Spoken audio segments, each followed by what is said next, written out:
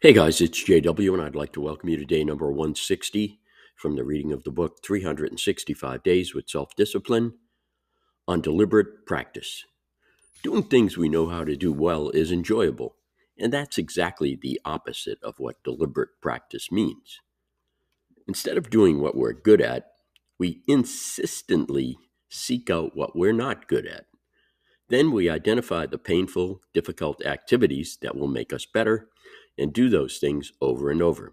After each repetition, we force ourselves to see or get others to tell us exactly what still isn't right so we can repeat the most painful and difficult parts of what we've just done.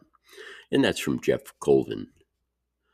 Concentrating on what you aren't good at instead of exclusively doing what you do well can dramatically speed up your progress rate, particularly in a complex endeavor that has many moving pieces.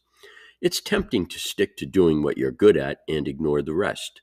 It feels enjoyable, and if it's a skill you can show off to others, that's another reason to stick to what you do well. However, ultimately, you can find little growth in repeating over and over again what you've already mastered, while other aspects of your performance leave something to be desired. For example, in rock climbing, one of my weaknesses is climbing routes that rely heavily on finger strength.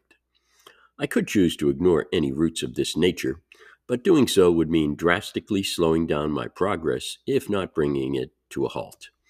Even though it gives me great pleasure to climb routes with easier handholds, and climbing the ones requiring finger strength is often a nightmare.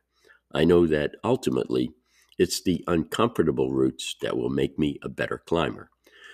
Focusing on your strengths and ignoring or bypassing what you aren't good at is a form of instant gratification.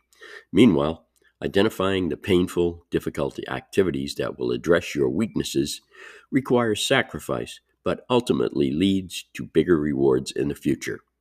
Go with the latter. Okay, that is the reading for day number 160 from the book 365 Days with Self-Discipline. I want to thank you for joining me, and I'll talk to you again soon. Take care.